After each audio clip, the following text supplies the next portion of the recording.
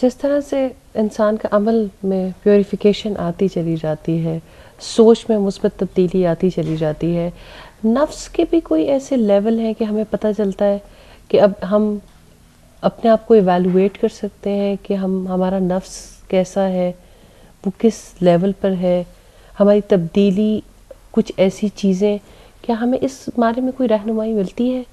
آپ یہ کہنا چاہتی ہیں کہ کیا تبدیلی کے بھی کچھ درجات ہوتے ہیں، یعنی انسان سٹیپ بائی سٹیپ آگے بڑھتا ہے آگے جاتا ہے اور یا وہ سٹیپس اچانک؟ کون سے ہیں؟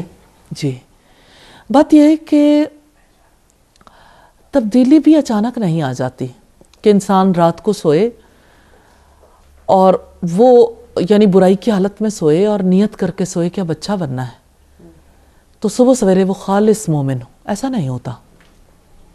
قرآن حکیم سے ہمیں جو رہنمائی ملتی ہے، ہمارے نفس کی 3 حالتیں ہیں۔ پہلی حالت ایسی ہے جو سرکشی کی حالت ہے، ایسے نفس کو نفس امارہ کہا جاتا ہے، یعنی سرکش نفس جو برائی کا حکم دیتا۔ انسان اگر اسی سرکشی کی حالت میں رہے تو یہ سرکشی بڑھتے بڑھتے انسان کو کہاں تک پہنچا دیتی ہے، جیسے نمرود ایک مقام پر پہنچا، جیسے فرعون ایک مقام پر پہنچا، جیسے ابلیس ایک مقام پر تھا۔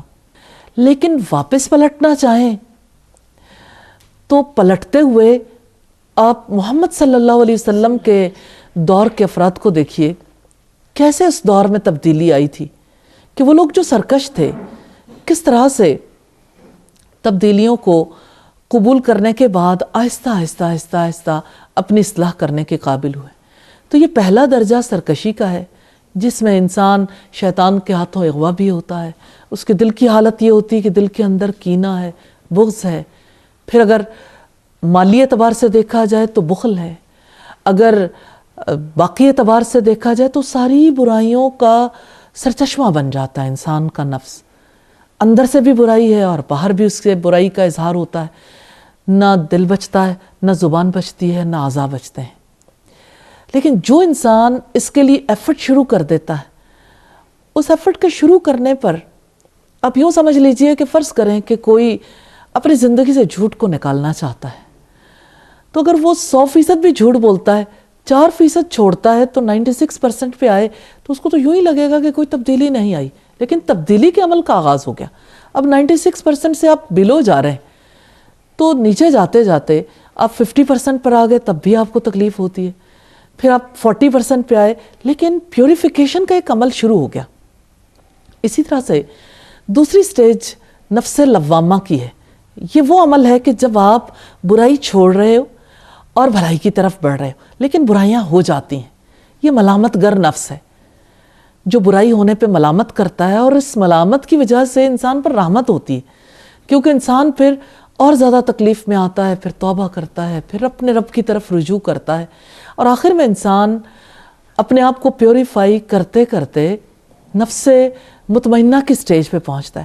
نفس لوامہ کی سٹیج مشکل ہے، کیونکہ انسان کو بہت مجاہدہ کرنا پڑتا ہے، اپنی نگرانی کرنی پڑتی ہے، مراقبہ، اپنا محاسبہ کرنا پڑتا ہے۔ پھر جب وہ نفس مطمئنہ کی، یہ تیسرا آخری درجہ ہے، جب اس سٹیج تک جانے کی وہ کوشش کرتا ہے تو اس کے لیے اللہ تعالیٰ نے اعمال مقرر کیے ہیں، جیسے کچھ زبان کے اعمال ہیں، ذکر ہے، دعا ہے، اور اسی طرح سے اچھے کلمات ہیں جن کی ادائیگی سے انسان اور زیادہ آگے جاتا ہے۔ اسی طرح سے کچھ اعمال انسان کے دل کے ہیں اور کچھ اعمال انسان کے اعضاء کے ہیں۔ تو یہ ہائیسٹ سٹیج ہے، جس کے بعد یعنی آگے کا، یعنی اس سٹیج پر بھی کوشش تو مستقل جاری رہتی ہے، لیکن مطلوب یہی ہے، اور اسی کے بارے میں قرآن حکیم میں آتا ہے، یا ایتھا النفس المطمئنہ ارجعی الی ربک راضیۃ مرضیہ، کہ اے اطمینان والی جان لوٹ چلو اپنے رب کی طرف، تو اس سے راضی، وہ تجھ سے راضی۔ تو اصل مقام یہی ہے۔ میڈم، نفس لوامہ سے نفس مطمئنہ تک کا جو سفر ہے، کہ ہم کیا ایسا عمل کریں کہ نفس مطمئنہ ہم جلدی اختیار کر سکیں، پہنچ سکیں نفس مطمئنہ تک؟ توبہ، استغفار، توبہ، صحیح، اور استعانت اللہ سے مدد طلب کرنا، صحیح. مستقل اللہ کے دامن کو تھام لینا، اور مسلسل سٹرگل، ہارنا نہیں، اللہ پر بھروسہ کرنا، توکل ہے انسان کے لیے بہت مددگار. پھر صبر ہے، ثبات، استقامت.